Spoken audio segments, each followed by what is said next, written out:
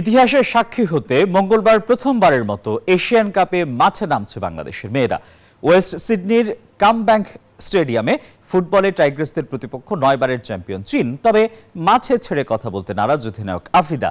অন্যদিকে চায়নার কোচ অধিনায়ক জানান কোনোভাবেই খাটো করে দেখছে না বাংলাদেশকে। অস্ট্রেলিয়া থেকে সুখন সরকারের রিপোর্টে থাকছে বিস্তারিত। একদিকে 9 বারের চ্যাম্পিয়ন চীন, অন্যদিকে দেশের ফুটবল ইতিহাসে এশিয়ার শ্রেষ্ঠত্বের লড়াইয়ে প্রথম বাংলাদেশ। কাগজে কলমে ও মাঠের বাস্তবতায় চীন এগিয়ে বহুগুণে, তবুও মাঠের ফুটবলে লড়াইটা জমিয়ে তুলতে চায় বাংলাদেশ।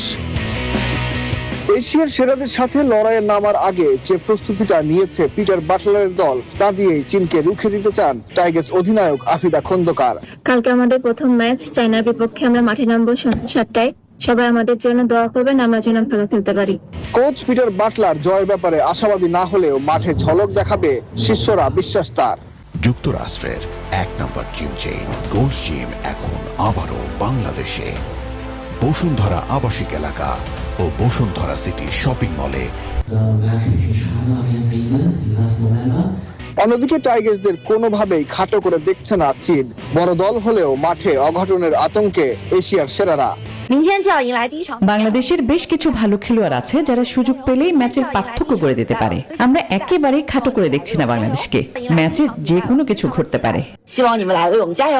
বাংলাদেশ সময় মঙ্গলবার দুপুর 2টায় মুখোমুখি লড়াইয়ে নামবে দুই দল।